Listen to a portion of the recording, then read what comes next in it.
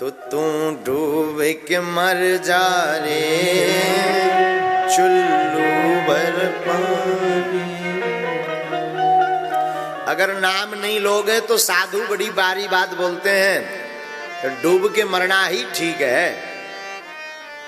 तो साधु जी आज का सूत्र है मृत्यु महोत्सव है, और मृत्यु को महोत्सव की भांति देखो, डरो मत, जो होगा देखा जाएगा। वैसे तुम राम का नाम जपो और कभी कभी मौत का ख्याल आए तो कह देना देखते हैं दम कितना बाजुए कातिल में है। हाँ, कोई दिक्कत नहीं, आने दो ना, सबकी आनी है, डरना क्या, देखा जाएगा जो होगा। लेकिन अभी तो एक काम करो, तुम राम का नाम करो, खूब जपो साहब। कल की कथा यही तो हुई। कल परीक्षित जी को श्राप मिला। कहां? परीक्षित जी को श्राप मिला कि आज से ठीक 7वें दिन तक्षक नामक नाग के काटने से जाओ, तुम्हारी मृत्यु हो जाएगी। राजा चौंक गए और परीक्षित जी अपना घर त्याग करके आ गए गंगा के तीरे। गंगा के तीरे आकर के भगवान का भजन करने लगे। और बड़े बड़े अमलात्मा विमलात्मा महात्मा, जिनको भी पता लगा कि ये पांडवों के वंशज हैं, इक्ष्वाकु वंश के हैं और बड़े परेशान हैं, तो सब महात्मा उपाय देने, प्रयोजन देने आ गए। क्या हुआ राजन? महाराज हमें श्राप मिल गई है। किस बात की? आज से ठीक 7वें दिन तक्षक नामक नाग के काटने से मृत्यु हो जाएगी। मरना तो सबको है, और महाराज हमारी फिक्स हो गई है। अब चिंता ये है कि इन 7 दिनों में ऐसा कौन सा प्रयोजन करें, इन 7 दिनों में ऐसा कौन सा उपाय करें जिस उपाय के करने से हमारी मृत्यु महोत्सव बन जाए। ये परीक्षित जी का प्रश्न था। ये जो पूरी मृत्यु की कथा सुनाई ना, हमने कोई अलग से नहीं सुनाई, ये परीक्षित जी की वार्ता पर ही सुनाई। परीक्षित जी क्या कह रहे हैं? मरना सबको है, हमें भी मरना, पर हमारी मृत्यु निश्चित हो गई कि आज से ठीक 7वें दिन तक्षक नामक नाग के काटने से मृत्यु हो जाएगी। अब महाराज आप ही बताइए, जिसकी मृत्यु निश्चित हो गई वो अपनी मृत्यु को महोत्सव में कैसे बदल सकता? कोई उपाय बताओ। बोलो सीताराम, जोर से बोलो, और जोर से बोलो। आप लोग भी कह रहे होगे कहां गुरुजी के चक्कर में फंस गए, मरबो मरबो सिखा रहे। आज लो जितने गुरुजी मिले वे जीवे सिखाते जे उल्टे फंस गए हमें, जो मरबो सिखा रहे हैं। अरे साधु जी, सत्य तो सत्य है, उसे झुटलाया नहीं जा सकता। आपके अथवा हमारे कथा ना करने से मौत रुकने वाली नहीं है। बताओ, एक दिन आऊं नहीं है, जो दिन टिकट कट गई वो दिन गोविंदाय नमो नमः हो जाने भैया। हाँ, अब अगर तुम्हारे लोगों के पास ब्रह्मा जी ने सर्टिफिकेट कांदीपुर बारह न दो हो कि चिंता ना करो, कब ना मारो, तो भगवान जाने, जो तुम्हारे जान सकत। मिलो हो तो हमें बता दियो कहाँ हो, फाइल बना हम ही बनवा ले, माए भाड़ में कहो। साधु जी, सबको टबकना एक दिन। उसी समय जब ये परीक्षित जी विचार कर रहे थे, तभी उसी समय तत्रा भगवत भगवान व्यास पुत्रो यदक्षया गामट मानोन पेक्षा अलक्षलिंगो निजला तुष्टो मृतस्य वाले अवधूत भेषा। उसी समय श्री व्यास जी महाराज का आना हो गया, और व्यास जी का आना हुआ। सोई राजा परीक्षित ने देखा कि बड़े बड़े अमलात्मा विमलात्मा महात्मा खड़े होकर के, क्षमा कीजिए, उसी समय सुखदेव जी का आगमन हुआ, और सुखदेव जी का आगमन देख बड़े बड़े अमलात्मा विमलात्मा महात्मा खड़े होकर के वंदन करने लगे। आहा, फिर क्या? सुखदेव जी महाराज को देख करके राजा परीक्षित ने भी दंडवत प्रणाम किया।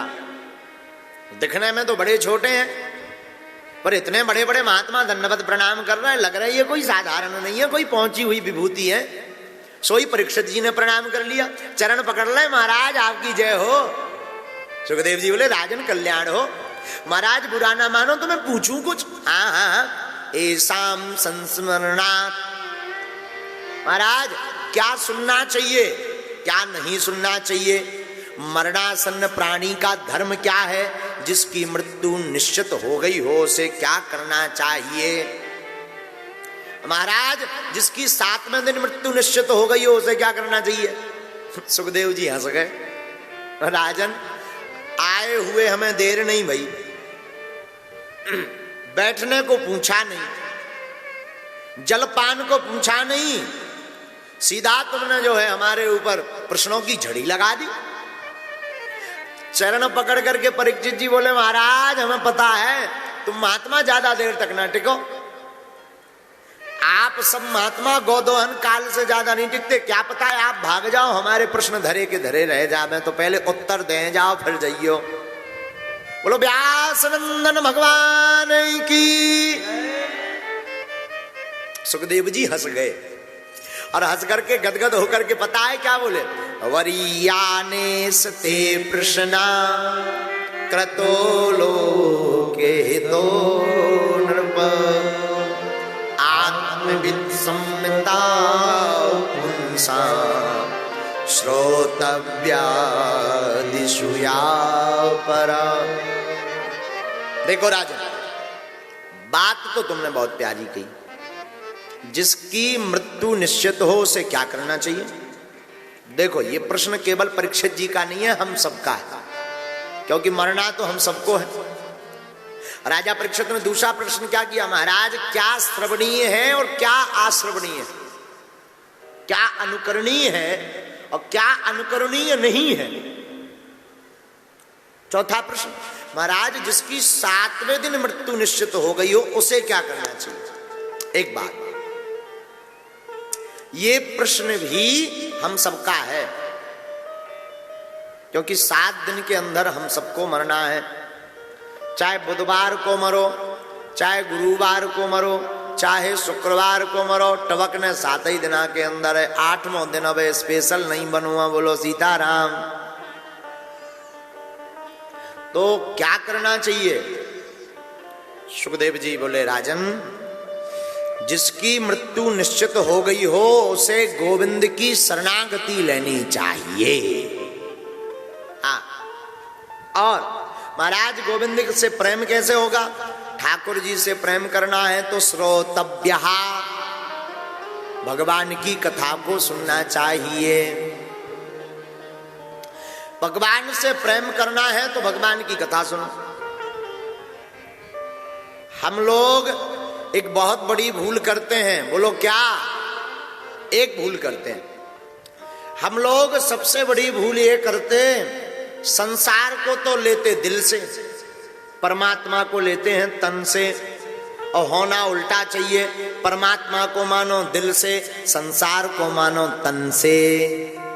हाँ, और हम लोग उल्टा करते हैं, संसार को तो बैठाएं दिल में, हृदय में, और ठाकुर जी यहाँ बैठाएं बाहर।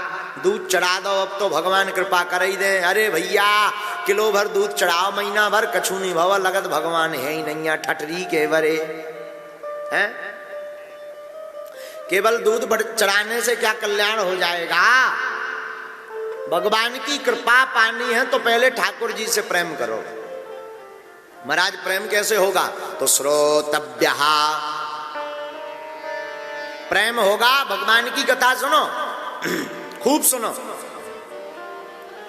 एक बार नहीं बार बार सुनो, 1000 बार सुनो। जब बार बार सुनोगे तो कभी ना कभी तो चित्त में हमारे गोविंद चिपक जाएंगे। बार बार कथा का श्रवण करोगे तो ठाकुर जी कबू ना कबू तो चित्त में चिपक जाएंगे, बोलो सीताराम। लेकिन हम लोग इतने विचित्र हैं कि भगवान ही यहाँ धोखो देने लगाई। हाँ, तन से पूजा कर रहे मनवा गया बजा, और कैसे रीझे सांवरा जुड़े न दिल के तार।